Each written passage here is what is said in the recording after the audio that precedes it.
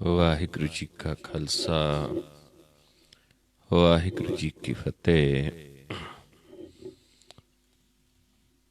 ਆਓ ਗੁਰੂ ਪਿਆਰੀ ਸਾਧ ਸੰਗਤ ਜੀਓ,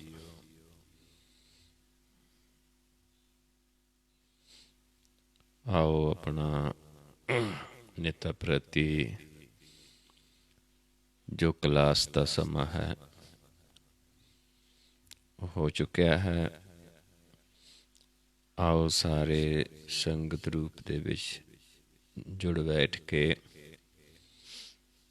ਸਤਿਗੁਰਾਂ ਦੀ ਬਾਣੀ ਦੀ ਵਿਚਾਰ ਕਰੀਏ, ਸਤਿਗੁਰਾਂ ਦੇ ਉਪਦੇਸ਼ ਨੂੰ ਸਮਝੀਏ, ਮੰਨੀਏ ਤੇ ਕਮਾਉਣ ਦੀ ਕੋਸ਼ਿਸ਼ ਕਰੀਏ। ਆਪਾਂ ਹਰ ਰੋਜ਼ ਸਤਿਗੁਰਾਂ ਦੀ ਬਾਣੀ ਦੀ ਵਿਚਾਰ ਵੀ ਕਰ ਰਹੇ ਹਾਂ ਤੇ ਨਾਲ ਨਾਲ ਅਭਿਆਸ ਵੀ ਕਰ ਰਹੇ ਹਾਂ। ਆਪਾਂ ਵਿਚਾਰ ਸ਼ੁਰੂ ਕੀਤੀ ਹੈ ਗੌੜੀ ਰਾਗ ਦੀ, ਮਹੱਲਾ ਪਹਿਲਾ। ਕੱਲ ਆਪਾਂ ਵਿਚਾਰ ਰਹੇ ਸੀ ਕਿ ਜੋ ਜੀਵ ਉਸ ਪ੍ਰਭੂ ਨੂੰ ਦੇਖ ਲੈਂਦਾ ਹੈ, ਜਾਣ ਲੈਂਦਾ ਹੈ, ਉਸ ਪ੍ਰਭੂ ਨੂੰ ਪਾ ਲੈਂਦਾ ਹੈ। ਕਿਉਂਕਿ ਪਾਇਆ ਕਿਵੇਂ ਜਾਂਦਾ ਹੈ? ਦਰਸ਼ਨ ਕੀਤੇ ਜਾਂਦੇ ਨੇ, ਉਸ ਦੇ ਦਰਸ਼ਨ ਹੋ ਜਾਂਦੇ ਨੇ ਪ੍ਰਭੂ ਦੇ, ਤੇ ਉਹ ਫਿਰ ਦੂਜਿਆਂ ਨੂੰ ਗਿਆਨ ਦਿੰਦਾ ਹੈ, ਦੇਖਣ ਦੀ ਸੋਝੀ ਦਿੰਦਾ ਹੈ, ਗੁਰ ਦਿੰਦਾ ਹੈ, ਜੁਗਤੀ ਦਿੰਦਾ ਹੈ।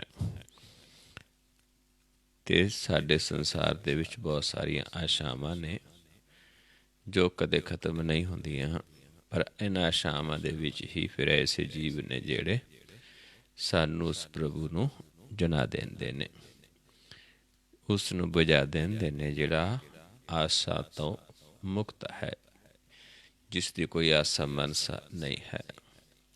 ਇੱਕੋ ਹੀ ਹੈ ਜੋ ਪਰਮੇਸ਼ਰ ਹੈ, ਜਿਸ ਦੀ ਕੋਈ ਆਸ਼ਾ ਨਹੀਂ ਹੈ, ਉਸ ਨੂੰ ਅਸੀਂ ਬੁਝ ਲੈਂਦੇ ਹਾਂ। ਕੀ ਵਿਚਾਰਦੇ ਸੀ? ਜਿਨ ਪਾਇਆ ਗੁਰ ਦੇਖ ਦਿਖਾਇਆ।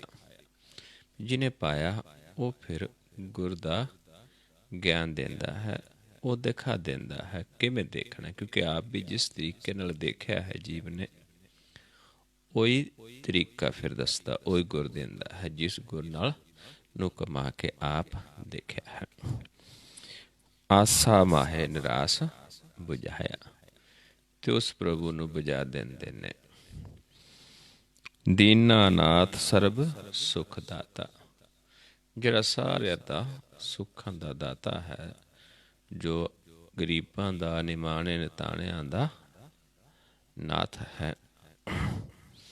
ਨਾਨਕ ਹਰ ਚਰਨੀ ਮਨ ਰਤਾ, ਉਸ ਪ੍ਰਭੂ ਦੇ ਚਰਨਾਂ ਦੇ ਵਿੱਚ ਮਨ ਰਤਿਆ ਜਾਂਦਾ ਹੈ, ਜਿਹੜੇ ਸਾਰਿਆਂ ਦਾ ਮਾਲਕ ਹੈ, ਸਾਰਿਆਂ ਨੂੰ ਪਾਲਣਹਾਰ ਹੈ, ਤੇ ਜਿਹੜਾ ਆਪ ਦੇਖਦਾ ਹੈ ਉਹ ਫਿਰ ਦੂਜਿਆਂ ਨੂੰ ਗਿਆਨ ਦਿੰਦਾ ਵੀ ਆਹ ਵਿਧੀ ਹੈ, ਆਹ ਜੁਗਤੀ ਹੈ। ਇਸ ਤਰੀਕੇ ਨਾਲ ਆਪਾਂ ਨੇਤਰਾਂ ਨੂੰ ਸੰਤੋਖ ਕੇ, ਨੇਤਰਾਂ ਦਾ ਸ਼ਿੰਗਾਰ ਕਰਕੇ, ਤੇ ਪ੍ਰਭੂ ਖੁਸ਼ ਹੁੰਦਾ ਹੈ, ਪ੍ਰਗਟ ਹੋ ਜਾਂਦਾ ਹੈ, ਤੇ ਫਿਰ ਸਾਨੂੰ ਉਸ ਦੇ ਦਰਸ਼ਨ ਹੁੰਦੇ ਨੇ। ਇਹ ਤੱਕ ਆਪਾਂ ਕੱਲ ਵਿਚਾਰ ਕੀਤੀ ਸੀ। ਆਓ ਅੱਗੇ ਆਪਾਂ ਚੱਲਦੇ ਹਾਂ। ਗੌੜੀ ਚੇਤੀ, ਮਹੱਲਾ ਪਹਿਲਾ। ਪਹਿਲਾਂ ਆਪਾਂ ਗੌੜੀ ਸੀ, ਆ ਜੋ ਸ਼ਬਦ ਹੈ ਇਸ ਦੇ ਵਿੱਚ ਚੇਤੀ ਨਾਲ ਲੱਗਿਆ ਹੈ। ਗੌੜੀ ਚੇਤੀ, ਮਹੱਲਾ ਪਹਿਲਾ। ਪ੍ਰਭੂ ਨੂੰ ਚੇਤਨਾ, ਚਿਤਵਣਾ, ਚਿੱਤ ਦੇ ਵਿੱਚ ਵਸਾਉਣਾ।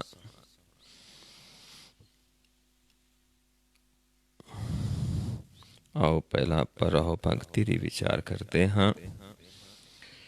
ਸੁਣ ਸੁਣ ਸਿੱਖ ਹਮਾਰੀ, ਸੁਕਿਰਤ ਕੀਤਾ ਰਹਿਸੀ ਮੇਰੇ ਜੀੜੇ, ਬਹੁੜ ਨਾ ਆਵੈ ਬਾਰੀ।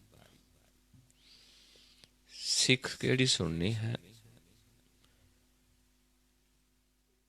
ਜਿਹਦੇ ਨਾਲ ਅਸੀਂ ਸੁਕਿਰਤ ਕਰਨੀ ਹੈ, ਕਿਉਂਕਿ ਦੁਬਾਰਾ ਆਪਾਂ ਨੂੰ ਇਹ ਮੌਕਾ ਨਹੀਂ ਮਿਲਣਾ। ਮਨੁੱਖਾ ਜਨਮ ਦੁਬਾਰਾ ਨਹੀਂ ਮਿਲਣਾ, ਇਸ ਕਰਕੇ ਆਪਾਂ ਸੁਕਿਰਤ ਕਰਨਾ ਹੈ। ਉਹ ਸਿੱਖ ਲੈਣੀ ਹੈ ਸੁਕਿਰਤ ਕਰਨ ਦੀ, ਉਹ ਸਿੱਖ ਸੁਣਨੀ ਹੈ। ਸੁਕਿਰਤ ਕੀ ਹੈ? ਨਾਮ ਦਾ ਗਿਆਨ ਲੈਣਾ, ਨਾਮ ਨੂੰ ਧਿਆਉਣਾ, ਤਾਂ ਕਿ ਆਪਣਾ ਜਨਮ ਸਫਲ ਹੋ ਜਾਵੇ। ਜਿਸ ਨੂੰ ਮਹਾਰਾਜ ਸਮਝਾਉਂਦੇ ਨੇ, ਸੁਕਿਰਤ ਕੀਜੈ ਨਾਮ ਲੀਜੈ, ਨਰਕ ਮੂਲ ਨਾ ਜਾਈਐ।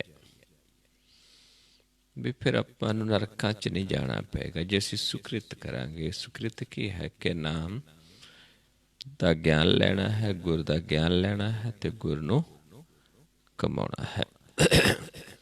ਇਹ ਸੁਕਿਰਤ ਹੈ। ਤੇ ਕਿਸ ਨੇ ਕਰਨੀ ਹੈ? ਮਨ ਨੇ। ਸੁਕਿਰਤ ਕੀਤਾ ਰਹਿਸੀ ਮੇਰੇ ਜੀੜੇ, ਫਿਰ ਹੀ ਤੇਰਾ ਜੀਵਨ ਹੈ, ਫਿਰ ਹੀ ਤੂੰ ਸਦਾ ਅਮਰ ਹੋਏਗਾ। ਬਹੁੜ ਨਾ ਆਵੇ ਬਾਰੀ, ਦੁਬਾਰਾ ਤੈਨੂੰ ਮੌਕਾ ਨਹੀਂ ਮਿਲਣਾ। ਇਹ ਸਿੱਖ ਸੁਣਨੀ ਹੈ, ਸਿੱਖ ਸੁਣ ਕੇ ਮਨ ਦੇ ਵਿੱਚ ਵਸਾਉਣੀ ਹੈ। आओ शब्द शुरू करते हैं। अमृत काया रह सुखाली, बाजी ਇਹ ਸੰਸਾਰੋ। ਕਾਇਆ ਹੈ ਆਪਣੀ। ਦੋ ਤਰ੍ਹਾਂ ਦੇ ਜੀਵ ਨੇ। ਇੱਕ ਉਹ ਨੇ ਜਿਹੜੇ ਮਾਲਕ ਨੂੰ ਜਾਣ ਲੈਂਦੇ ਨੇ, ਜਿਨ੍ਹਾਂ ਨੂੰ ਅੰਮ੍ਰਿਤ ਦਾ ਗਿਆਨ ਹੋ ਜਾਂਦਾ ਹੈ, ਜਿਹੜੇ ਅੰਮ੍ਰਿਤ ਨੂੰ ਬੁੱਝ ਲੈਂਦੇ ਨੇ। ਤੇ ਉਹ ਜੀਵ ਜਿਹੜੇ ਫਿਰ ਉਹ ਸੁਖਾਲੇ ਹੋ ਜਾਂਦੇ ਨੇ ਸੰਸਾਰ ਦੇ ਵਿੱਚ। ਸਾਡੀ ਕਾਇਆ ਕੰਚਨ ਹੋ ਜਾਂਦੀ, ਅੰਮ੍ਰਿਤ ਹੋ ਜਾਂਦੀ, ਪ੍ਰਕਾਸ਼ ਰੂਪ ਹੋ ਜਾਂਦਾ ਹੈ ਮਨ, ਕਿਉਂਕਿ 10 ਦੁਆਰਾਂ ਦੀ ਕਾਇਆ ਹੈ। ਜਿੰਨੀ ਕਿ ਇੱਕ 9 ਦਰਾਂ ਦੀ ਦਿਸਦੀ ਹੈ, ਜਿਹੜੀ ਨਾਸਵਾਨ ਹੈ। ਤੇ 10ਵਾਂ ਦੁਆਰ ਜਿਹੜਾ ਹੈ ਉਹ ਉੱਥੇ ਕੰਚਨ ਕਾਇਆ ਹੈ। ਮਨ ਵੀ ਸਾਡਾ ਕੰਚਨ ਹੈ, ਹੋ ਜਾਂਦਾ ਹੈ। ਤੇ ਉੱਥੇ ਜਿੱਥੇ ਆਪਾਂ ਵਸਣਾ ਹੈ ਉਹ ਵੀ ਕੰਚਨ ਹੈ, ਜਿੱਥੇ ਅੰਮ੍ਰਿਤ ਹੀ ਅੰਮ੍ਰਿਤ ਹੈ।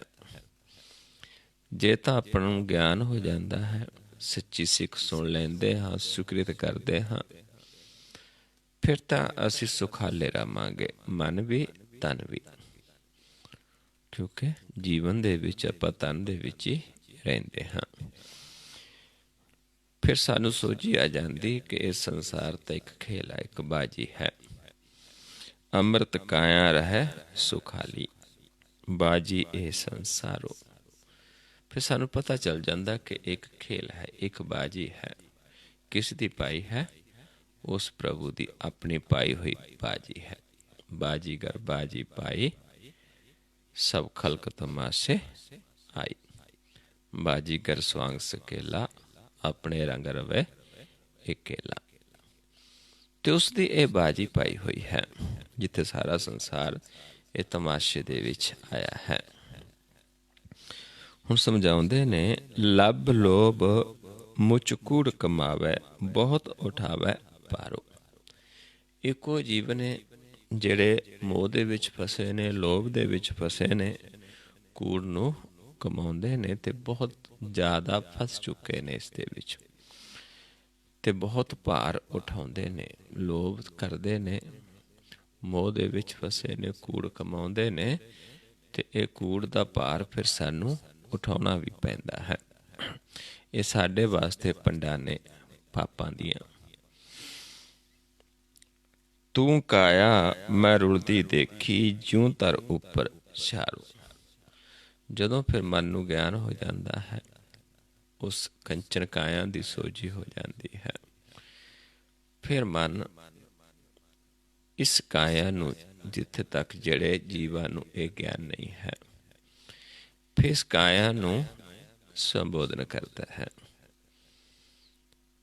ਕਿ ਇਹ ਕਾਇਆ ਜਿਹੜੀ ਹੈ ਇਹ ਅਸੀਂ ਰੁਲਦੀ ਦੇਖੀ ਹੈ, ਕਿਉਂਕਿ ਦਿਨ ਇਸ ਨੇ ਰੁਲਣਾ ਹੈ। ਜਿਉਂ ਧਰ ਉੱਪਰ ਛਾਰੋ, ਜਿਉਂ ਧਰਤੀ ਦੇ ਉੱਪਰ ਗਰਦਾ ਉੱਡਦਾ ਹੈ, ਰੁਲਦੀ ਹੈ ਮਿੱਟੀ, ਸੁਆਹ ਹੁੰਦੀ ਹੈ, ਇੱਦਾਂ ਕਾਇਆ ਸਾਡੀ ਰੁਲਦੀ ਹੈ। ਦੇਖੀ ਹੈ, ਆਪਾਂ ਵੀ ਦੇਖੀ ਹੈ ਕਿ ਮ੍ਰਿਤਕ ਸਰੀਰ ਜਦੋਂ ਹੋ ਜਾਂਦਾ ਹੈ, ਕਿਵੇਂ ਆਪਾਂ ਉਸ ਨੂੰ ਧਰਤੀ 'ਤੇ ਰੱਖਦੇ ਹਾਂ, ਕਿਵੇਂ ਜਾ ਕੇ ਸਾੜਦੇ ਹਾਂ, ਜਿਨ੍ਹਾਂ ਨੂੰ ਕਈ ਵਾਰੀ ਐਸਾ ਵੀ ਹੁੰਦਾ ਕਿ ਕਿਸੇ ਨੂੰ ਪਤਾ ਨਹੀਂ ਚੱਲਦਾ, ਗਲ ਕੇ ਸੜ ਜਾਂਦਾ ਹੈ, ਪਾਣੀ ਦੇ ਵਿੱਚ ਗਲ ਜਾਂਦੀ ਹੈ, ਕਿਉਂਕਿ ਨਾਸਵਾਨ ਕਾਇਆ ਹੈ ਜਿਹੜੀ ਆਪਣੀ 9 ਦੁਆਰਾਂ ਦੀ ਹੈ। ਜਿਹੜਾ 10ਵਾਂ ਦੁਆਰ ਹੈ ਉਹ ਕੰਚਨ ਕਾਇਆ ਹੈ, ਉਹ ਅਬਿਨਾਸੀ ਹੈ।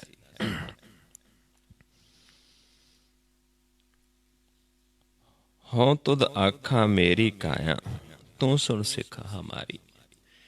ਫਿਰ ਆਪਣੀ ਹੀ ਕਾਇਆ ਨੂੰ ਮਨ ਸੰਬੋਧਨ ਕਰਦਾ ਹੈ। ਜਿਹੜਾ ਸੁਕ੍ਰਿਤ ਕਰਦਾ ਹੈ, ਜਿਹੜਾ ਅੰਮ੍ਰਿਤ ਨੂੰ ਪ੍ਰਾਪਤ ਕਰ ਲੈਂਦਾ ਹੈ, ਫਿਰ ਇਸ ਕਾਇਆ ਨੂੰ, ਤਨ ਨੂੰ ਸੰਬੋਧਨ ਕਰਦਾ ਹੈ ਕਿ ਤੂੰ ਮੇਰੀ ਸਿੱਖ ਸੁਣ। ਹੋਂ ਤੁਧ ਆਖਾਂ ਮੇਰੀ ਕਾਇਆ, ਤੂੰ ਸੁਣ ਸਿੱਖ ਹਮਾਰੀ। ਨਿੰਦਾ ਚਿੰਦਾ ਕਰੇ ਪਰਾਈ, ਝੂਠੀ ਲਾਏ ਤਬਾਰੀ। ਵੀ ਤੂੰ ਨਿੰਦਾ ਕਰਦਾ ਹੈ ਦੂਜੇ ਦੀ, ਪਰਾਈ ਨਿੰਦਾ ਕਰਦਾ ਹੈ, ਝੂਠਾ ਵਿਸ਼ਵਾਸ ਕਰਕੇ ਤੈਨੂੰ ਪਤਾ ਨਹੀਂ ਕਿ ਤੂੰ ਤਾਂ ਨਾਸਵਾਨ ਹੈ, ਤੂੰ ਫਿਰ ਵੀ ਬੈਰ ਵਿਰੋਧ ਨਿੰਦਾ ਚੁਗਲੀ ਦੇ ਵਿੱਚ ਫਸੀ ਹੈ। ਮੁੱਖ ਤੋਂ ਜਿੱਥੋਂ ਆਪਾਂ ਪ੍ਰਭੂ ਦੀ ਸਿਫਤ ਸਲਾਹ ਕਰਨੀ ਸੀ, ਜਿੱਥੇ ਸਾਡੇ ਮੁੱਖ ਨੇ ਧਨ ਹੋਣਾ ਹੈ, ਨੇਤਰਾਂ ਦੁਆਰਾ ਆਪਾਂ ਪ੍ਰਭੂ ਦੇ ਦਰਸ਼ਨ ਕਰਨੇ ਨੇ, ਜਿਸ ਦੁਆਰਾ ਨੇਤਰ ਸਾਡੇ ਪ੍ਰਵਾਨ ਹੋਣੇ ਨੇ, ਧਨ ਹੋਣੇ ਨੇ, ਰਸਨਾ ਪ੍ਰਵਾਨ ਹੋਣੀ ਹੈ, ਅਤੇ ਕੰਨਾਂ ਦੁਆਰਾ ਅਸੀਂ ਗੁਰ ਦੀ ਸਿੱਖ ਸੁਣਨੀ ਹੈ, ਨਾਮ ਨੂੰ ਸੁਣਨਾ ਹੈ, ਜਿੱਥੇ ਸਾਡੇ ਸਰਵਣ ਵੀ ਪ੍ਰਵਾਨ ਹੋਣੇ ਨੇ, ਧਨ ਹੋਣੇ ਨੇ। ਹੱਥਾਂ ਦੇ ਨਾਲ ਅਸੀਂ ਉਸ ਪ੍ਰਭੂ ਦੀ ਗਿਆਨ ਦੇਣਾ ਹੈ, ਪੈਰਾਂ ਦੇ ਨਾਲ ਅਸੀਂ ਸੰਗਤ ਨੂੰ ਚੱਲ ਕੇ ਜਾਣਾ ਹੈ, ਪ੍ਰਭੂ ਦੀ ਸਿਫਤ ਸਲਾਹ ਦਾ ਗਿਆਨ ਦੇਣ ਜਾਣਾ ਹੈ, ਜਿੱਥੇ ਫਿਰ ਸਾਡਾ ਇਹ ਸਰੀਰ ਪ੍ਰਵਾਨ ਹੁੰਦਾ ਹੈ। ਪਰ ਜੇ ਅਸੀਂ ਇੱਥੇ ਨਿੰਦਾ ਚੁਗਲੀ ਕਰਾਂਗੇ, ਇੱਕ ਦੂਜੇ ਦੇ ਉੱਪਰ ਵਿਸ਼ਵਾਸ ਕਰਕੇ ਤ੍ਰੈਗੁਣੀ ਵਿਚਾਰਾ ਕਰਾਂਗੇ, ਚਾਹੇ ਨਿੰਦਾ ਹੈ ਚਾਹੇ ਉਸਤਤ ਹੈ, ਤੇ ਫਿਰ ਬੇਲ ਪਰਾਈ ਜੋ ਹੈ ਜੀੜੇ, ਕਰੇ ਚੋਰੀ ਬੁਰਿਆਰੀ। ਦੂਜਿਆਂ ਦੀਆਂ ਚੀਜ਼ਾਂ ਚੁਰਾਉਂਦਾ ਹੈ, ਦੂਜਿਆਂ ਦੇ ਹੱਕ ਮਾਰਦਾ ਹੈ, ਅਣਹੱਕਾ ਧਨ ਖਾਂਦਾ ਹੈ, ਵੀ ਇਹ ਫਿਰ ਤੈਨੂੰ ਇਹ ਚੋਰੀ ਕਰਦਾ ਹੈ, ਬੁਰਿਆਰੀ ਕਰਦਾ ਹੈ, ਇਹ ਸਭ ਤੇਰੀਆਂ ਬੁਰਾਈਆਂ ਨੇ। ਹੰਸ ਚੱਲਿਆ ਤੂੰ ਪਿੱਛੇ ਰਹੀ ਹੈ, ਛੁੱਟੜ ਹੋਈ ਹੈ ਨਾਰੀ। ਜਿਸ ਦਿਨ ਇਸ ਦੇ ਵਿੱਚੋਂ ਮਨ ਨਿਕਲ ਜਾਣਾ ਹੈ, ਜੋਤ ਨਿਕਲ ਜਾਣੀ ਹੈ, ਤੇ ਸਰੀਰ ਤਾਂ ਇੱਥੇ ਰਹਿ ਜਾਣਾ ਹੈ।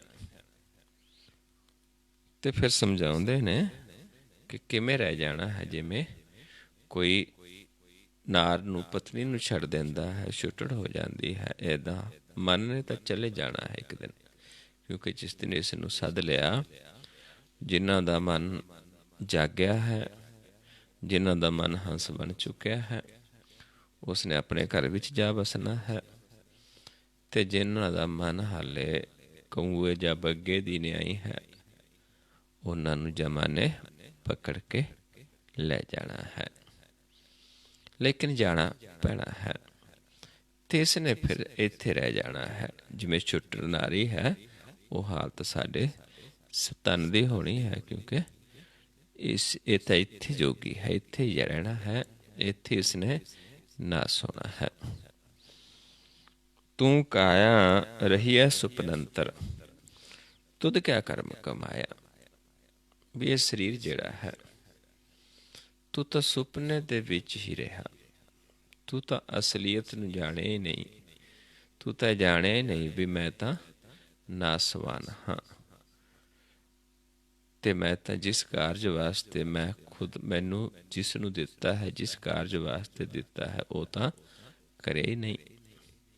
ਜਿਵੇਂ ਆਪਾਂ ਆਨੰਦ ਸਾਹਿਬ ਦੀ ਬਾਣੀ ਦੇ ਵਿੱਚ ਪੜ੍ਹਦੇ ਹਾਂ, ਇਹ ਸਰੀਰ ਮੇਰਿਆ ਇਸ ਜਗ ਮੈਂ ਆਇ ਕਹਿ, ਕਿਆ ਤੁਧ ਕਰਮ ਕਮਾਇਆ। ਕਿ ਕਰਮ ਕਮਾਇਆ ਤੁਧ ਸਰੀਰਾ, ਜਾ ਤੂੰ ਜਗ ਮੈਂ ਆਇਆ, ਜਿਨ ਹਰ ਤੇਰਾ ਰਚਨ ਰਚਿਆ, ਸੋ ਹਰ ਮਨ ਨਾ ਵਸਾਇਆ। ਵੀ ਤੂੰ ਕਿਹੜਾ ਕਰਮ ਕੀਤਾ ਇੱਥੇ, ਜਿਹਨੇ ਤੈਨੂੰ ਰਚਿਆ ਹੈ, ਜਿਸ ਨੇ ਤੈਨੂੰ ਰਕਤ ਬਿੰਦ ਤੋਂ ਪੈਦਾ ਕੀਤਾ ਹੈ, ਮਾਤਾ ਦੇ ਗਰਭ ਦੇ ਵਿੱਚ ਪਾਲਿਆ ਹੈ, ਫਿਰ ਤੈਨੂੰ ਜਨਮ ਹੋਇਆ, ਦੁੱਧ ਪ੍ਰਾਪਤ ਹੋਇਆ, ਫਿਰ ਜਵਾਨੀ ਦੇ ਵਿੱਚ ਭੋਜਨ ਮਿਲਿਆ, ਹੋਰ ਸੁੱਖ ਪ੍ਰਾਪਤ ਹੋਏ, ਫਿਰ ਇੱਥੇ ਤੱਕ ਆ ਜਾਂਦਾ, ਬਿਰਧ ਅਵਸਥਾ ਆ ਜਾਂਦੀ, ਪਰਿਵਾਰ, ਧੀਆਂ ਪੁੱਤਰ, ਪੋਤਰੇ ਪੋਤਰੀਆਂ ਜੋ ਸਾਨੂੰ ਸੰਭਾਲਦੇ ਨੇ, ਫਿਰ ਵੀ ਅਸੀਂ ਉਸ ਨੂੰ ਨਹੀਂ ਜਾਣਦੇ। ਇਸ ਕਰਕੇ ਸਮਝਾਉਂਦੇ ਨੇ ਵੀ ਤੂੰ ਤਾਂ ਸੁਪਨੇ ਦੇਖਦੀ ਰਹਿ ਗਈ, ਤੂੰ ਤਾਂ ਇੱਥੇ ਆ ਕੇ ਕੀਤਾ ਕੀ ਹੈ। ਕਰ ਚੋਰੀ ਮੈਂ ਜਾ ਕਿਛ ਲਿਆ, ਤਾਂ ਮਨ ਭਲਾ ਪਾਇਆ। ਤੇ ਜੇ ਕਿਸੇ ਨਾਲ ਠੱਗੀ ਮਾਰ ਲਈ, ਕੁਛ ਖੱਟ ਲਿਆਇਆ, ਚੋਰੀ ਕਰ ਲਿਆਇਆ, ਠੱਗੀ ਕਰ ਲਿਆ। ਕੋਈ ਇਹ ਨਹੀਂ ਵੀ ਕਿਸੇ ਦੇ ਘਰਾਂ 'ਚ ਜਿਹੜੇ ਚੋਰੀ ਕਰਦੇ ਨੇ ਉਹੀ ਚੋਰ ਨੇ, ਕਿਉਂਕਿ ਬਹੁਤ ਤਰੀਕੇ ਨੇ ਚੋਰੀ ਦੇ ਅੱਜ ਦੇ ਸਮੇਂ ਦੇ ਵਿੱਚ। ਸਾਨੂੰ ਪਤਾ ਵੀ ਨਹੀਂ ਚੱਲਦਾ ਕਿਵੇਂ ਸਾਡਾ ਧਨ ਚੁਰਾ ਲੈਂਦੇ ਨੇ ਸੰਸਾਰੀ। ਬਹੁਤ ਤਰੀਕੇ ਨੇ ਚੋਰੀ ਦੇ, ਅਤੇ ਮਨ ਬੜਾ ਖੁਸ਼ ਹੁੰਦਾ ਵੀ ਅੱਜ ਤਾਂ ਮੈਂ ਖੱਟ ਕੇ ਲਿਆਇਆ ਹਾਂ। ਕੋਈ ਰਿਸ਼ਵਤ ਲੈਂਦਾ ਹੈ, ਕੋਈ ਕੁਛ ਕਰਦਾ ਹੈ, ਕੋਈ ਕੰਮ ਚੋਰ ਹੁੰਦਾ ਹੈ, ਪੈਸੇ ਤਾਂ ਲਾਇਆ ਹੁੰਦਾ, ਕੰਮ ਨਹੀਂ ਕਰਦਾ। ਬਹੁਤ ਤਰ੍ਹਾਂ ਦੀ ਬੇਈਮਾਨੀ ਹੈ। ਇਸ ਕਰਕੇ ਲੇਕਿਨ ਬੜਾ ਖੁਸ਼ ਹੁੰਦਾ ਵੀ ਮੈਂ ਤਾਂ ਇੱਦਾਂ ਹੀ ਕਮਾ ਲਿਆਇਆ। ਕਿਉਂਕਿ ਜੋ ਅੱਜ ਦਾ ਯੁੱਗ ਹੈ ਆਪਾਂ ਦੇਖਦੇ ਹਾਂ, ਇਸ ਦੇ ਯੁੱਗ ਦੇ ਵਿੱਚ, ਅੱਜ ਦੇ ਯੁੱਗ ਦੇ ਵਿੱਚ ਆਮ ਆਪਾਂ ਸੁਣਾਂਗੇ ਵੀ ਬੜਾ ਸਿਆਣਾ ਬੰਦਾ ਹੈ, ਬੜਾ ਦਿਮਾਗੀ ਹੈ, ਇਹ ਬਹੁਤ ਕਮਾਈ ਕਰਦਾ ਹੈ, ਬੈਠਾ ਹੀ ਕਮਾਈ ਕਰਦਾ ਹੈ।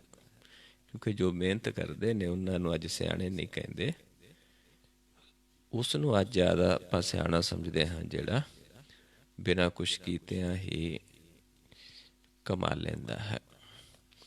ਲੇਕਿਨ ਇੱਥੇ ਸਾਨੂੰ ਸਮਝਾਉਂਦੇ ਨੇ ਕਿ ਐਸਾ ਧਨ ਜਿਹੜਾ ਹੈ, ਮਨ ਤਾਂ ਖੁਸ਼ ਹੁੰਦਾ ਹੈ, ਲੇਕਿਨ ਇਸ ਦੀ ਨੂੰ ਫਿਰ ਸਜ਼ਾ ਵੀ ਮਿਲਦੀ ਹੈ।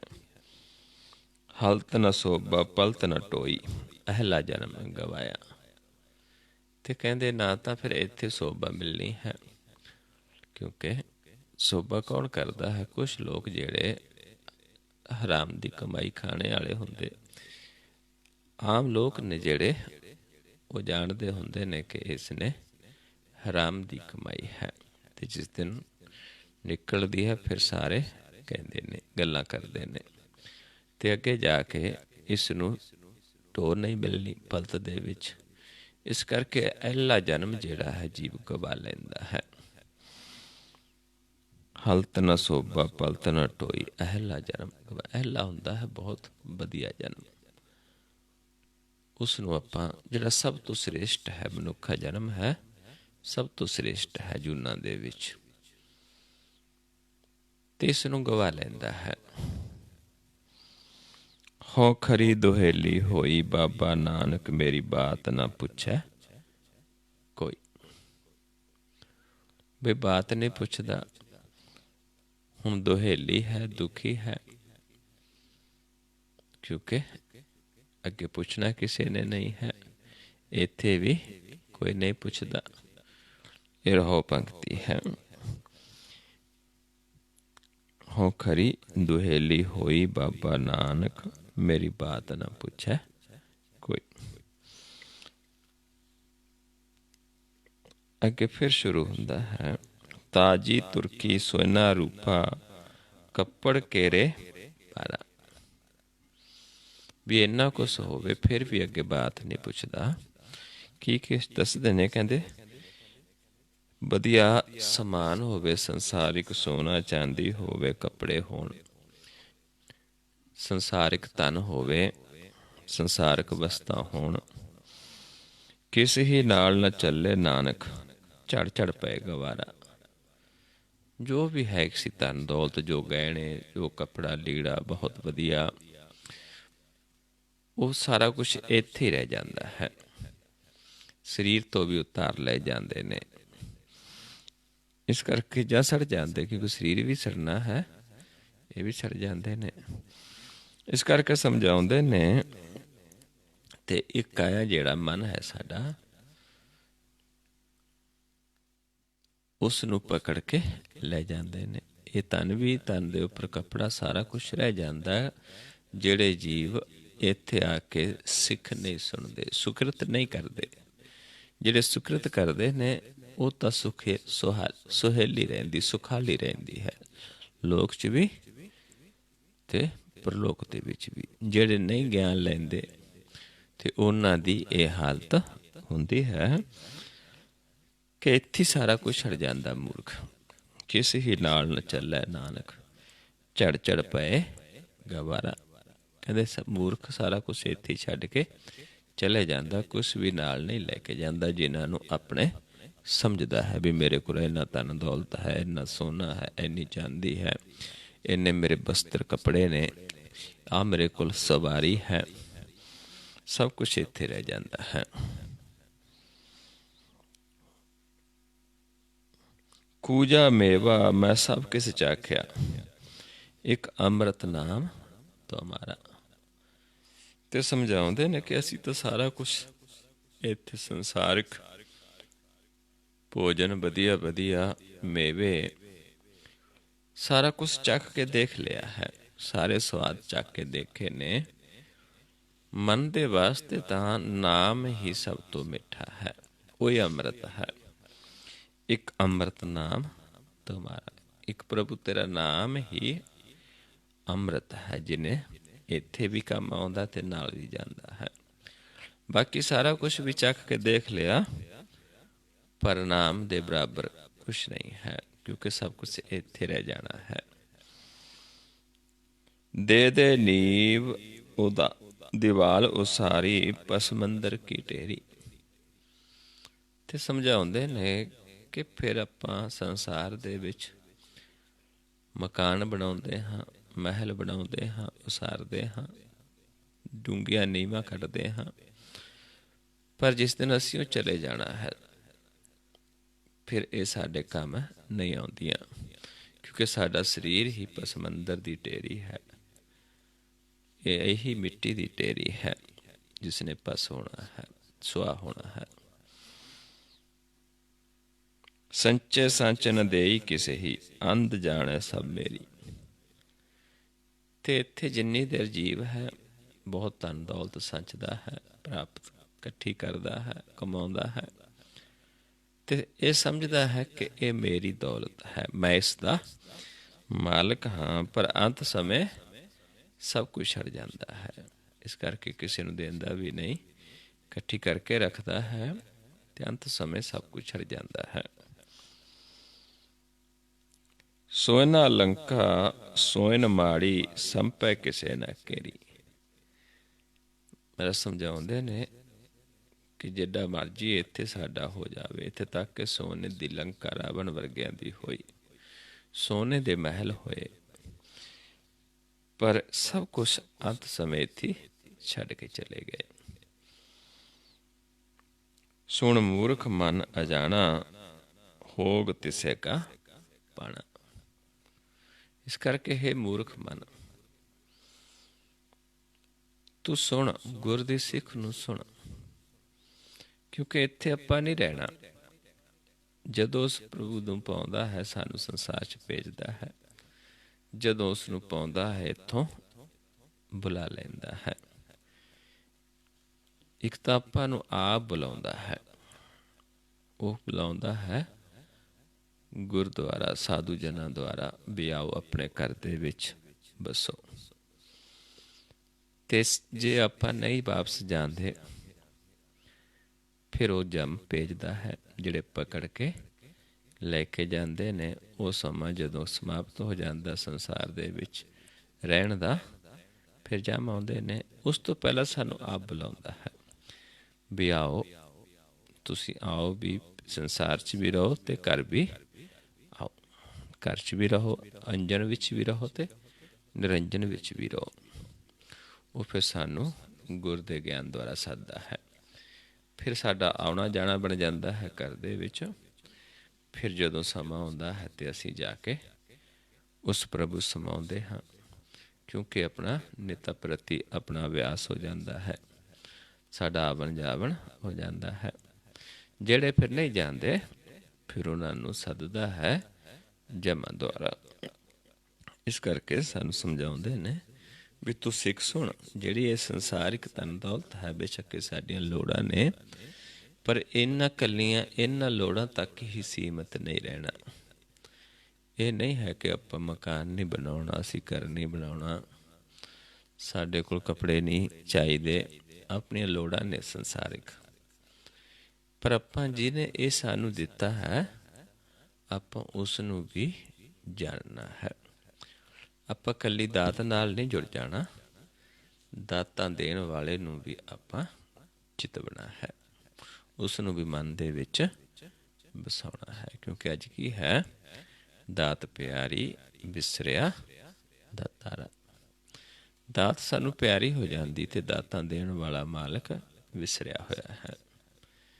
ਇਸ ਕਰਕੇ ਨੌਵੇਂ ਪਾਤਸ਼ਾਹ ਸਾਨੂੰ ਸਮਝਾਉਂਦੇ ਨੇ ਵੀ ਜਿਹਨੇ ਇਹ ਸਾਰਾ ਕੁਛ ਦਿੱਤਾ ਹੈ, ਆਪਾਂ ਉਸ ਨੂੰ ਜਾਣਨਾ ਹੈ, ਉਸ ਨੂੰ ਭਜਣਾ ਹੈ, ਉਸ ਨੂੰ ਸਿਮਰਨਾ ਹੈ। ਜਿਸ ਨੇ ਸਾਨੂੰ ਤਨ ਦਿੱਤਾ, ਸੰਸਾਰਿਕ ਘਰ-ਬਾਰ ਦਿੱਤਾ ਹੈ। ਇਸ ਨੂੰ ਮਹਾਰਾਜ ਸਮਝਾਉਂਦੇ ਨੇ, ਤਨ ਜੇ ਤੋ ਖੋ ਦਿਓ ਤਾਂ ਸਿਓ ਨੇਹੋ ਨਾ ਕੀਨ। ਵੀ ਜਿਹਨੇ ਤੈਨੂੰ ਤਨ ਦਿੱਤਾ, ਉਹਦੇ ਨਾਲ ਆਪਾਂ ਪਿਆਰ ਹੀ ਨਹੀਂ ਕਰਦੇ। ਕਹੋ ਨਾਨਕ ਨਰ ਬਾਬਰੇ ਅਬ ਕਿਉਂ ਡੋਲਤ ਦੀਨ। ਇਹ ਮੂਰਖੇ ਬਾਬਰੇ, ਕਿਉਂ ਤੂੰ ਡੋਲਦਾ ਆਪਣੇ ਧਰਮ ਤੋਂ। ਤੂੰ ਉਸ ਨੂੰ ਚੇਤੇ ਰੱਖ, ਕਿਉਂਕਿ ਤੇਰਾ ਧਰਮ ਹੈ ਉਸ ਪ੍ਰਭੂ ਨੂੰ ਚਿਤਵਣਾ, ਉਸ ਦੇ ਨਾਲ ਜੁੜਨਾ। ਤਨ ਸੰਪੇ ਸੁਖ ਦੀਏ, ਅਰਜੇ ਨੀਕੇ ਧਾਮ। ਕਹੋ ਨਾਨਕ ਸੁਨ ਰੇ ਮਨਾ, ਸਿਮਰਤ ਕਾਹੇ ਨਾ ਰਾਮ। ਵੀ ਜਿਹਨੇ ਤੈਨੂੰ ਤਨ ਦਿੱਤਾ, ਸੰਪਤੀ ਦਿੱਤੀ, ਸੋਹਣੇ ਕਰ ਦਿੱਤੇ ਨੇ, ਉਹਨੂੰ ਤੂੰ ਕਿਉਂ ਨਹੀਂ ਸਿਮਰਦਾ। ਉਸ ਨੂੰ ਸਿਮਰਨਾ ਹੈ, ਉਸ ਦੀ ਸਿਫਤ ਸਲਾਹ ਕਰਨੀ ਹੈ, ਉਸ ਨੂੰ ਜਾਣਨਾ ਹੈ, ਉਸ ਨੂੰ ਚਿਤਵਣਾ ਹੈ, ਮਨ ਦੇ ਵਿੱਚ ਚੇਤੇ ਕਰਨਾ ਹੈ। ਇਸ ਕਰਕੇ ਸਮਝਾਉਂਦੇ ਨੇ, ਸੁਣ ਮੂਰਖ ਮਨ ਅਜਾਣਾ, ਹੋਗ ਤਿਸੇ ਕਾ ਪਾਣਾ। ਵੀ ਹੋਣਾ ਤਾਂ ਉਸ ਦੇ ਬਾਣੇ ਵਿੱਚ ਸਾਰਾ ਕੁਛ ਹੈ। ਇਸ ਕਰਕੇ ਆਪਾਂ ਉਸ ਦੇ ਹੋ ਜਾਈਏ, ਉਸ ਦੀ ਮਿਲਦੀ ਸਿੱਖ ਨੂੰ ਸੁਣੀਏ। ਜੇ ਅਣਜਾਣਾ ਸਿੱਖ ਸੁਣੀਏ, ਗਿਆਨ ਲਈਏ, ਸੁਕ੍ਰਿਤ ਕਰੀਏ। ਇਹ ਫਿਰ ਰਹੋ ਪੰਕਤੀ ਸੀ। ਹੁਣ ਅੱਗੇ ਸਮਝਾਉਂਦੇ ਨੇ, ਸਾਹ ਹਮਾਰਾ ਠਾਕੁਰ ਭਾਰਾ। ਤੇ ਜਿਹੜੇ ਗਿਆਨ ਦਿੰਦੇ ਨੇ, ਇੱਕ ਉਹ ਨੇ ਜਿਹੜੇ ਅਣਜਾਣ ਨੇ, ਤੇ ਇੱਕ ਜਿਨ੍ਹਾਂ ਨੇ ਗਿਆਨ ਲੈ ਲਿਆ, ਜਿਨ੍ਹਾਂ ਦੀ ਅੰਮ੍ਰਿਤ ਕਾਇਆ ਜਿਹੜੀ ਸੁਖਾਲੀ ਹੈ, ਜਿਹਨੇ ਉਸ ਪ੍ਰਭੂ ਨੂੰ ਜਾਣ ਲਿਆ ਹੈ, ਜਿਸ ਨੂੰ ਆਪਾਂ ਪਹਿਲਾਂ ਹੀ ਵਿਚਾਰ ਚੁੱਕੇ ਹਾਂ ਕਿ ਅੰਮ੍ਰਿਤ ਕਾਇਆ ਰਹੇ ਸੁਖਾਲੀ, ਬਾਜੀ ਇਹ ਸੰਸਾਰੋ। ਜਿਨ੍ਹਾਂ ਨੂੰ ਇਹ ਪਤਾ ਚੱਲ ਗਿਆ ਵੀ ਇਹ ਸੰਸਾਰ ਇੱਕ ਖੇਲ ਹੈ, ਇੱਕ ਬਾਜੀ ਹੈ, ਤੇ ਅਸੀਂ ਜਿਸ ਕਾਰਜ ਨੂੰ ਕਰਨਾ ਹੈ ਉਸ ਕਾਰਜ ਨੂੰ ਆਪਾਂ ਕਰ ਲਿਆ। ਕਿਉਂਕਿ ਖੇਲ ਨੇ ਪਤਾ ਨਹੀਂ ਕਦੋਂ ਸਾਡੀ ਨੇ ਸਮਾਪਤ ਹੋ ਜਾਣਾ ਹੈ। ਇਸ ਕਰਕੇ ਉਹ ਫਿਰ ਸੌਖੇ ਹੋ ਜਾਂਦੇ ਨੇ। ਇਸ ਕਰਕੇ ਸਾਨੂੰ ਸਮਝਾਉਂਦੇ ਨੇ ਕਿ ਸ਼ਾਹ ਹਮਾਰਾ ਠਾਕੁਰ ਭਾਰਾ, ਹਮ ਤਿਸਕੇ ਵਣਜਾਰੇ। ਸਾਡਾ ਸ਼ਾਹ ਹੈ, ਜਿਹੜਾ ਸਾਡਾ ਠਾਕੁਰ ਆ, ਬਹੁਤ ਵੱਡਾ ਹੈ, ਬੇਅੰਤ ਹੈ, ਕੋਈ ਅੰਤ ਨਹੀਂ, ਕੋਈ ਪਾਰਾਵਾਰ ਨਹੀਂ ਹੈ, ਤੇ ਅਸੀਂ ਉਸ ਦੇ ਵਣਜਾਰੇ ਹਾਂ, ਵਣਜ ਕਰਨ ਵਾਲੇ ਹਾਂ। ਜਿਉ ਪਿੰਡ ਸਭ ਰਾਸ ਤਿਸੇ ਕੀ, ਮਾਰ ਆਪੇ ਜੀ ਵਾਲੇ। ਤੇ ਇਸ ਦੇ ਵਿੱਚ ਫਿਰ ਸਾਡਾ ਆਪਣਾ ਕੁਛ ਨਹੀਂ ਹੈ, ਅਸੀਂ ਤਾਂ ਉਸ ਦੇ ਵਣਜਾਰੇ ਹਾਂ, ਉਸ ਦੇ ਨੌਕਰ ਹਾਂ। ਤੇ ਜੋ ਵੀ ਹੈ, ਚਾਹੇ ਸਾਡਾ ਮਨ ਹੈ, ਚਾਹੇ ਸਾਡਾ ਤਨ ਹੈ, ਚਾਹੇ ਸੰਸਾਰਿਕ ਧਨ ਦੌਲਤ ਕੁਛ ਵੀ ਹੈ, ਇਹ ਸਾਡੀ ਨਹੀਂ ਹੈ, ਉਸ ਪ੍ਰਭੂ ਦੀ ਹੈ। ਤੇ ਜਿਹੜਾ ਇਹ ਨਾਮ ਧਨ ਦਾ ਖਜ਼ਾਨਾ ਦਿੱਤਾ ਹੈ, ਜਿਸ ਦਾ ਅਸੀਂ ਵੰਜ ਕਰਦੇ ਹਾਂ, ਇਹ ਵੀ ਸਾਰਾ ਕੁਛ ਉਸੇ ਦਾ, ਕਿਉਂਕਿ ਉਸ ਨੂੰ ਸੌਂਪ ਦਿੱਤਾ। ਫਿਰ ਆਪਾਂ ਨੂੰ ਉਹ ਆਪਣੇ ਵਣਜ ਦੇ ਵਿੱਚ ਲਾਉਂਦਾ ਹੈ, ਫਿਰ ਆਪਣੇ ਚਾਕਰ ਬਣਾਉਂਦਾ ਹੈ, ਫਿਰ ਖਜ਼ਾਨਾ ਦੇ ਕੇ ਆਪਣਾ ਵਣਜ ਦੇ ਵਿੱਚ ਭੇਜਦਾ ਹੈ। ਜਦੋਂ ਆਪਾਂ ਉਸ ਦੇ ਹੁਕਮ ਦੇ ਵਿੱਚ ਚੱਲਦੇ ਹਾਂ, ਉਸ ਨੂੰ ਆਪਾਂ ਸੌਂਪ ਦਿੰਦੇ ਹਾਂ।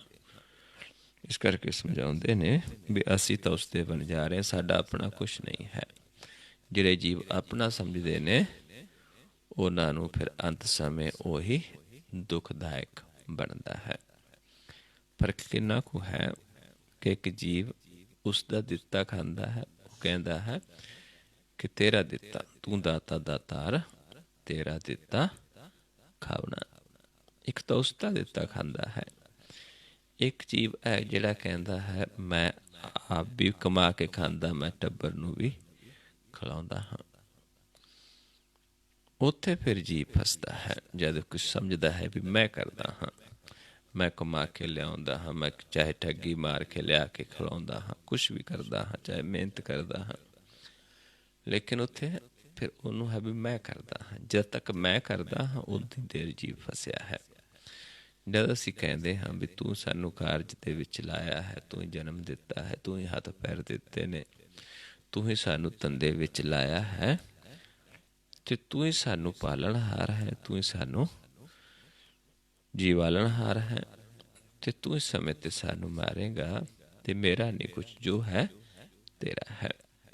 ਤੂੰ ਦਾਤਾ ਹੈ, ਤੇਰਾ ਦਿੱਤਾ ਅਸੀਂ ਖਾਂਦੇ ਹਾਂ। ਫਿਰ ਆਪਣਾ ਜੀਵਨ ਜਿਹੜਾ ਸਫਲ ਹੋ ਜਾਂਦਾ ਹੈ।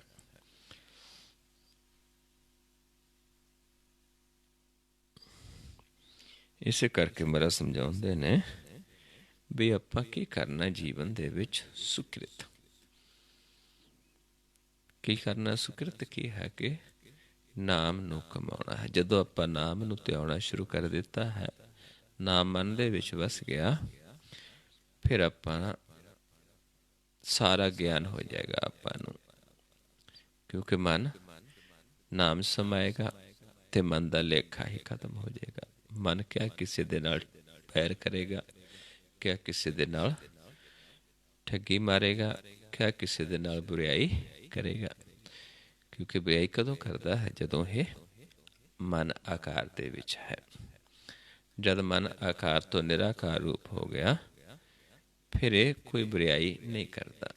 ਜਿਸ ਨੂੰ ਆਪਾਂ ਸੁਖਮਨੀ ਸਾਹਿਬ ਦੇ ਵਿੱਚ ਜੋ 21ਵੀਂ ਅਸ਼ਟਪਦੀ ਹੈ ਉਸ ਦੇ ਵਿੱਚ ਆਪਾਂ ਪੜ੍ਹਦੇ ਹਾਂ, ਜਿੱਥੇ ਸਾਨੂੰ ਸਮਝਾਇਆ ਹੈ, ਜਿੱਥੇ ਇੱਕ ਰੂਪ ਹੋ ਜਾਂਦਾ ਹੈ ਨਿਰਗੁਣ ਤੇ ਸਰਗੁਣ। ਨਿਰਗੁਣ ਸਰਗੁਣ ਨਿਰੰਕਾਰ, ਸੁਨ ਸਮਾਧੀ ਆਪ ਆਪਣ ਕੀਆ ਨਾਨਕਾ, ਆਪੇ ਹੀ ਫਿਰ ਜਾਪ। ਫਿਰ ਆਪਣਾ ਕੀਆ ਆਪ ਕਰਾਉਂਦਾ ਹੈ, ਆਪ ਗਿਆਨ ਦਿੰਦਾ ਹੈ, ਆਪ ਜਨਾ ਦਿੰਦਾ ਹੈ। ਉਹ ਅਵਸਥਾ ਦੇ ਵਿੱਚ ਫਿਰ ਸਾਨੂੰ ਇੱਥੇ ਬਿਆਨ ਕੀਤਾ ਜਾਂਦਾ ਹੈ, जब आकार कश न दृष्टेता पापुन तब कहते होता, जब तारी आपन सुन समाद तब बैर विरोध की संग कमात, जब इसका वर्ण चिन्ह न जापत तब हर्क सो को किसे व्याप्त, जब आपन आप पार ब्रह्म तब मोह कहाँ किस होवत परम। आपन खेल आवर्ती जा, नानक करने हार न दूजा।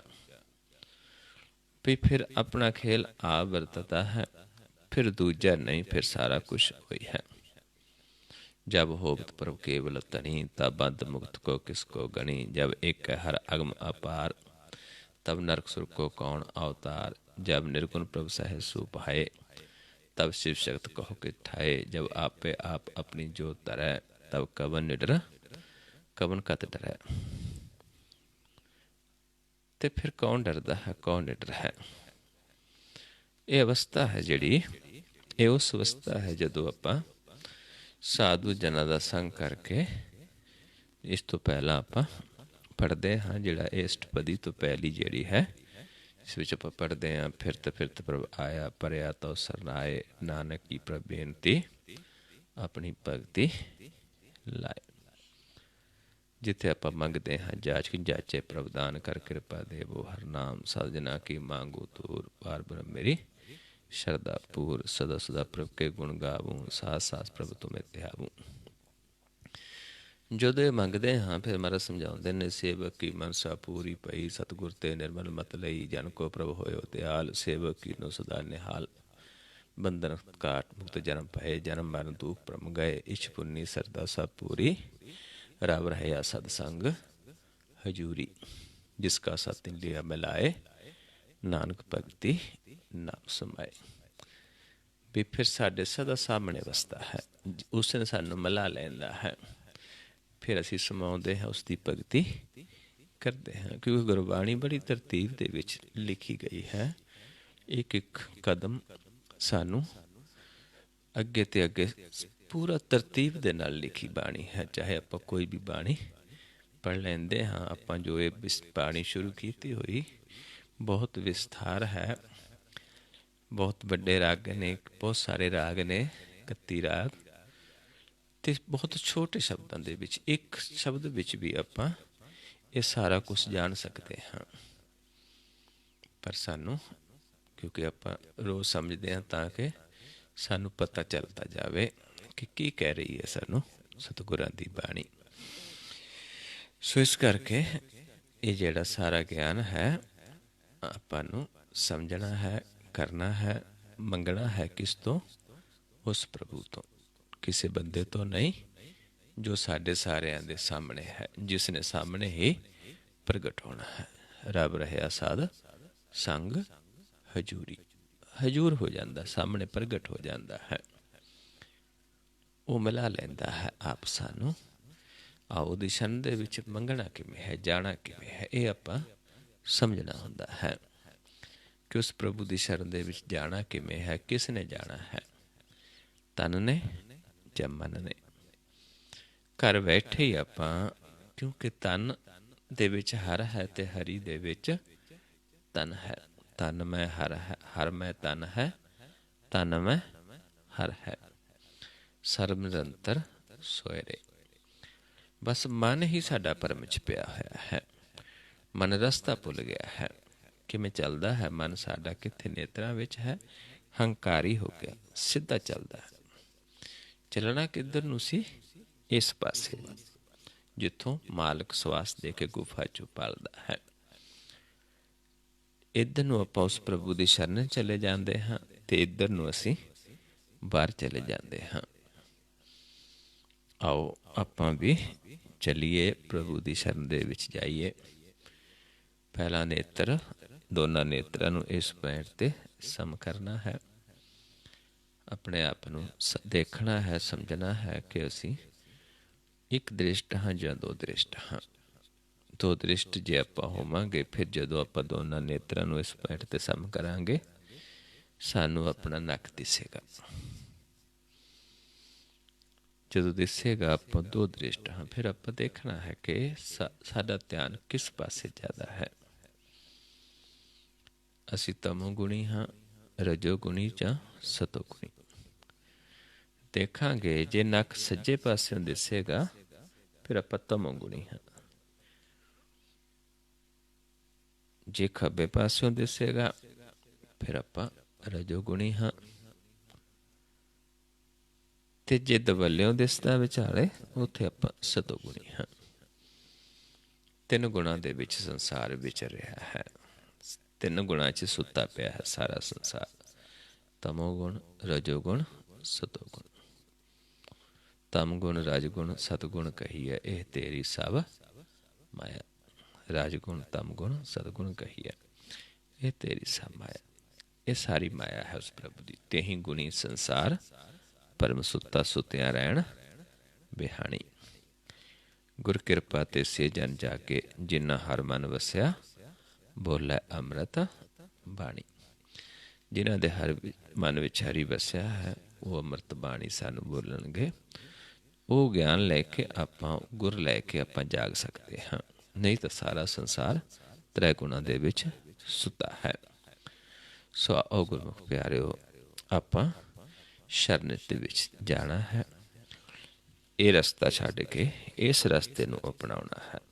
ਇੰਨਾ ਕੁ ਸਾਡਾ, ਇਹਨੂੰ ਮਹਾਰਾਜ ਸਮਝਾਉਂਦੇ ਨੇ, ਪੰਥਾ ਪ੍ਰੇਮ ਨ ਜਾਣੀ, ਭੂਲੀ ਫਿਰੈ ਗਾਵਾਰ। ਇੱਧਰ ਨੂੰ ਆਪਾਂ ਨਿਭ ਕੇ ਜਾਣਾ ਹੈ, ਦੇਖਣਾ ਹੈ। ਜੇ ਸਾਨੂੰ ਇਹਦੇ ਦੇਖਣ 'ਤੇ ਨੱਕ ਨਹੀਂ ਦਿਸਦਾ, ਫਿਰ ਅਸੀਂ ਇੱਕ ਦ੍ਰਿਸ਼ਟ ਹਾਂ। ਜਦੋਂ ਆਪਾਂ ਇੱਕ ਦ੍ਰਿਸ਼ਟ ਹੋ ਗਏ, ਤਾਂ ਸਾਨੂੰ ਆਪਣਾ ਨੱਕ ਨਹੀਂ ਦਿਸੇਗਾ। ਉੱਥੇ ਆਪਾਂ ਕੀ ਬਣ ਜਾਵਾਂਗੇ? ਨਾ ਨੱਕ। ਕਿਉਂਕਿ ਇੰਨਾ ਹੀ ਹਉਮੈ ਹੈ। ਇਹ ਜਦੋਂ ਨੱਕ ਹੀ ਸਾਡਾ ਪ੍ਰਕਾਸ਼ ਹੋ ਗਿਆ ਤੇ ਉਸ ਸਮੇਂ ਆਪਾਂ ਮੁਕਤ ਹੋ ਜਾਵਾਂਗੇ। ਜਿੰਨੀ ਦੇਰ ਆਕਾਰ 'ਚ ਦਿਸਦਾ ਹੈ ਤੇ ਆਪਾਂ ਜਨਮ ਮਰਨ ਦੇ ਵਿੱਚ ਹਾਂ, ਕਿਉਂਕਿ ਆਪਾਂ ਪਰਮੇਸ਼ਰ ਦਾ ਕੋਈ ਚਿਹਨ ਵਰਨ ਜਾਤ ਨਹੀਂ ਹੈ। ਜਦੋਂ ਆਪਣਾ ਵੀ ਵਰਨ ਚਿਹਨ ਖਤਮ ਹੋ ਗਿਆ, ਆਪਾਂ ਵੀ ਨਿਰੰਕਾਰ ਰੂਪ ਹੋ ਗਏ ਤੇ ਆਪਾਂ ਮੁਕਤ ਹੋ ਜਾਵਾਂਗੇ।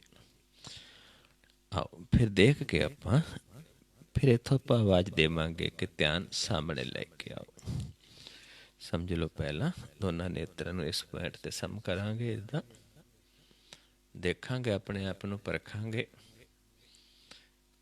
ਤੇ ਫਿਰ ਆਵਾਜ਼ ਦੇਵਾਂਗੇ ਕਿ ਧਿਆਨ ਸਾਹਮਣੇ ਲੈ ਕੇ ਆਓ। ਇਹ ਤੋਂ ਆਪਾਂ ਸਾਹਮਣੇ ਦੇਖਣਾ ਹੈ। ਇਹ ਤੋਂ ਫਿਰ ਆਵਾਜ਼ ਦੇਵਾਂਗੇ ਕਿ ਧਿਆਨ ਨੂੰ ਮਸਤਕ ਦੇ ਸਾਹਮਣੇ ਲੈ ਜਾਓ ਤੇ ਪਲਕਾਂ ਉੱਤੇ ਚੁੱਕ ਦੇਣੀ।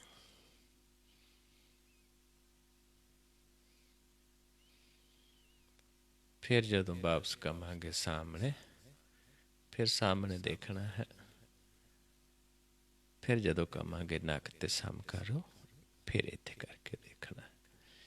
ਫਿਰ ਇੱਥੇ ਜੇ ਕੋਈ ਨਵਾਂ ਜੀਵ ਹੈ ਜੇ ਜਿਸ ਨੂੰ ਪਹਿਲਾਂ ਨੱਕ ਦਿਸਦਾ, ਉਸਨੇ ਫਿਰ ਦੇਖਣਾ ਹੈ ਕਿ ਜਿਸ ਨੂੰ ਹਟ ਗਿਆ ਜਾਂ ਇਸ ਪਾਸੇ ਹਲਕਾ ਹਲਕਾ ਇੱਕ ਪਰਛਾਈ ਦੀ ਤਰ੍ਹਾਂ ਦਿਸਦਾ ਹੈ। ਬਿਲਕੁਲ ਪਰਛਾਈ, ਚਾਮਨੀ ਮਾਸ ਨਾ ਦਿਸੇ, ਇੱਕ ਪਰਛਾਈ ਸਾਨੂੰ ਦਿਸੇ ਤਾਂ ਕੋਈ ਗੱਲ ਨਹੀਂ, ਲੇਕਿਨ ਇਸ ਪਾਸੇ ਨਹੀਂ, ਇਸ ਪਾਸੇ ਜਾਂ ਫਿਰ ਨਹੀਂ ਦਿਸੇ, ਫਿਰ ਆਪਾਂ ਇੱਕ ਦ੍ਰਿਸ਼ਟ ਹਾਂ, ਕਿਉਂਕਿ ਨੇਤਰ ਨੇ ਇੱਧਰ ਸਮਾਉਣਾ ਹੈ।